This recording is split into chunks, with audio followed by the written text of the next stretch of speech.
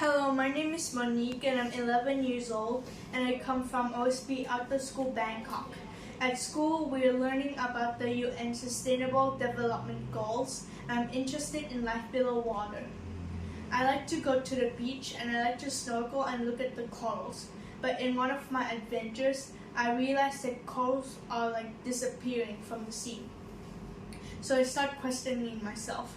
Can I make a better artificial corals that's even stronger than real corals?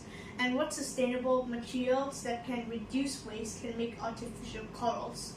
So I researched and before I make artificial corals, I need to know what real corals are made out of. So I found out that real corals are mainly made out of calcium carbonate. And I researched deeper and I also found out that recycled glass and crushed mollusk shells are the closest properties to calcium carbonate. And it is a good material to make artificial corals. So I hypothesized that these two materials can make artificial corals and they're even stronger and better than real corals. First, I have to start my test.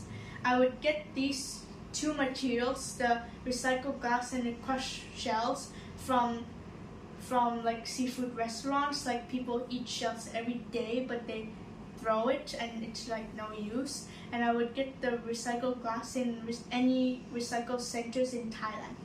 I would crush these two materials into fine particles and put them in a mold that resemble the staghorn coral. These are corals that are mainly fish's home and they're almost extinct. So now we have three materials tested, which is the two artificial corals and one real coral. We'll be comparing with each other. The second step is to prepare my environment. We have three tanks with the same amount of water, same temperature of the water, same light, same sunlight, and these are called independent variable. So step number 3, I would put each coral into each tank of water and then see which one fall off first, which one damaged the water, and these are called dependent variable. Step number 4, which I will include the fish, and I would also see which fish lives in the coral most and which coral is best, and then I will record the data and see which coral is best.